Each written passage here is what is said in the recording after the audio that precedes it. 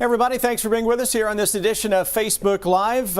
It has been a really rough day across the Commonwealth. Unfortunately, as advertised, we've had extensive flooding, we've had major flooding, and it's going to continue as we go into the overnight. It may not be for some of the same areas, but it is going to be for parts of the region. Flood warnings are out across most of Kentucky. This is not a watch. These are warnings that are out, whether they be flood warnings or flash flood warnings, severe thunderstorm warning here into the southwest, even a tornado warning a little earlier, Jim. It's been southern Kentucky dealing with the bulk of the flooding, as we know, from the morning into the afternoon. 3 to 5 inches of rain in those areas, and now we're starting to see those flood warnings creeping to the north. Yeah, I'm noticing these up on 64 and those out there getting close to 64 along 65. But what's going to happen is you're going to see an expansion. Yeah, without question. Over the next several hours. You'll start to see now the Lexington Metro to Louisville start to fill in. Tornado watch is out there too. That's another aspect of this we've talked about all week, is the severe weather threatening small risk for tornadoes, and that is still out there from Casey County and back toward the southwest. That goes until 2 o'clock Eastern time. And if you got some questions you want to throw at me and Jim in terms of weather impacts overnight or into tomorrow, throw them at us now. We'll see if we can answer some of those, Jim. I'm watching them right here. Jim's watching everything you guys are saying. All right, First Alert Radar Network, Jim, we have to. It's so bad with the warnings, we have to unfortunately take them off the screen in order just to see the radar. You can't decipher it with that. You really can't. Yeah. And you got all kinds of thunderstorms in western Kentucky. The concerning part right now is the increase in the amount of lightning we're seeing from the Lexington area back toward the southwest. That is an indication that, we're getting in on some thunderstorms. That obviously goes without saying. But it's also an indication that torrential rains are really firing up as of now. If there's a little good news, and I do stress just a little bit, no heavy rain across southern Kentucky as of now.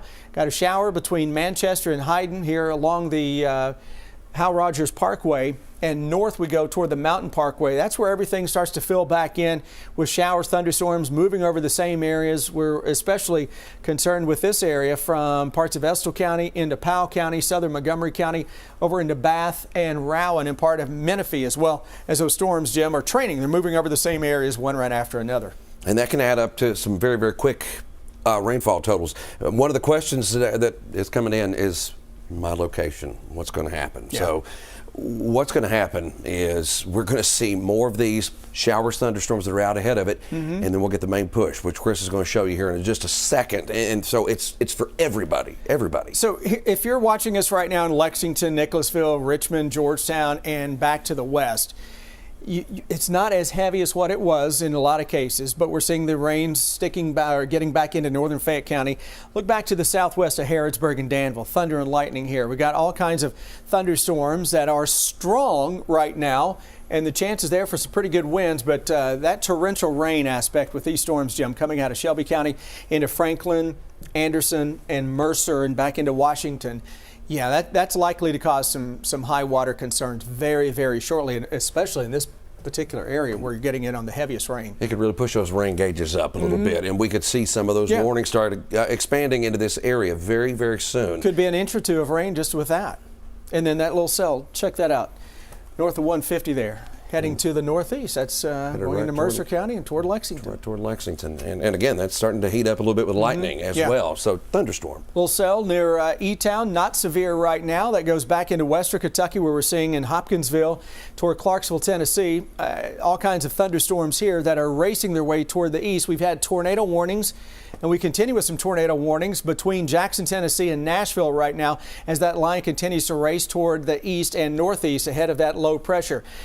What we're dealing with right now on the future radar, this thing was doing a better job earlier in initializing with everything.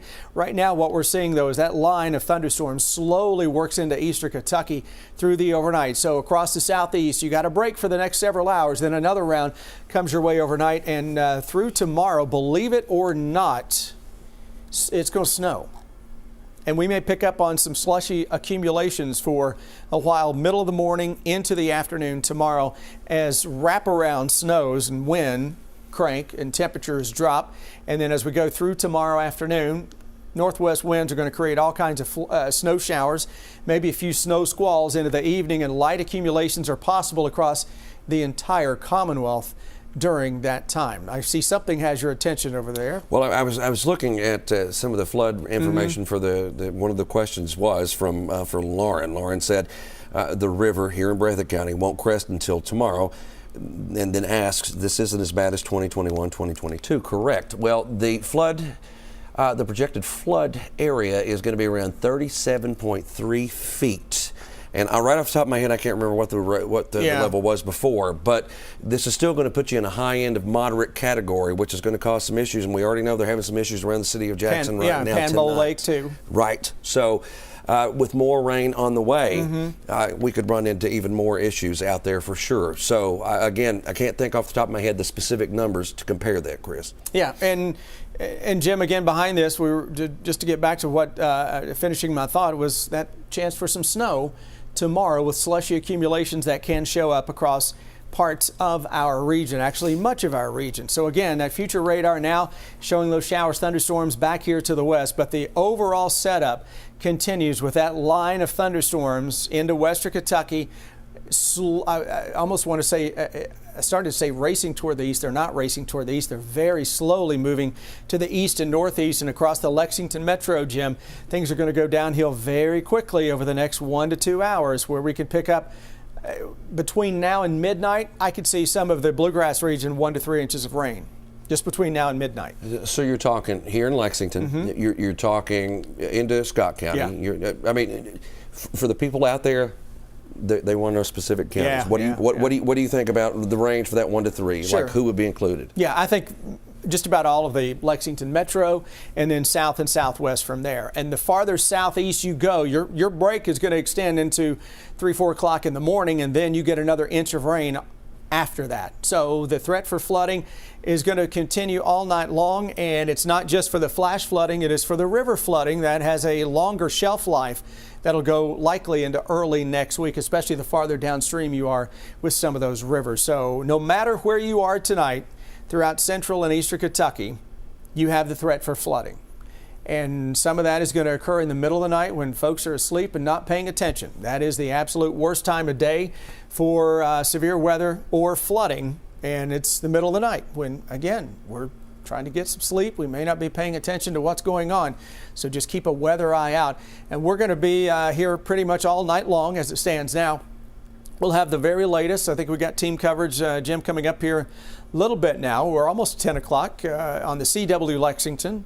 And then you can join us on WKYT starting tonight at 11 o'clock. And then we'll be here all night long until there's no longer a threat for flooding and or severe weather. Any further or last minute questions from folks that aren't backyard specific? Lindsay back in McGoffin County says, what about tornadoes? What about tornadoes in that area tonight, Chris? Yeah, in that area, I'm not that concerned. Now, the main concern is likely into the Bowling Green area and over toward maybe as far east as Lake Cumberland as it stands right now, Jim. I think there is a wind damage threat through southeastern Kentucky, but the main tornado threat is likely confined to that little area into extreme south central Kentucky, I think. That's going to be the most targeted zone.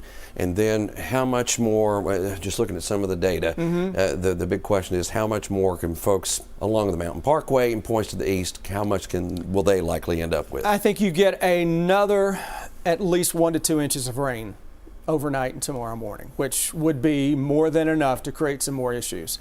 And the farther southeast you go, again, it won't get in there until much later tonight. But this area, Mountain Parkway to 64, we're closer, Jim, to that continuous area of rain and thunderstorms where somebody in this area, closer to 64, between the Mountain Parkway and 64, can pick up another 3 inches of rain overnight.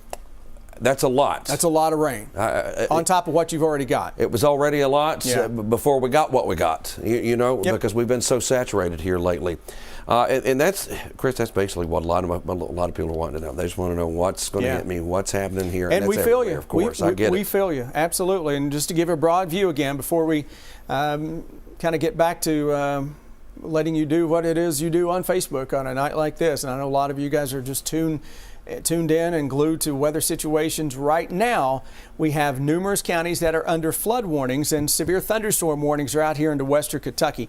No tornado warnings are out, but it is that flood threat. And this particular area here, Jim, you can see this lining up from roughly Moorhead back toward Frankfort, including Lexington, Richmond, back toward the southwest. You can see how this is just going to continue to move over the same areas. And it goes all the way to Maysville and Ashland. And that was what was going on earlier today for the folks in the south. Okay, the same kind of setup. You're getting this just plume of moisture that was so heavy.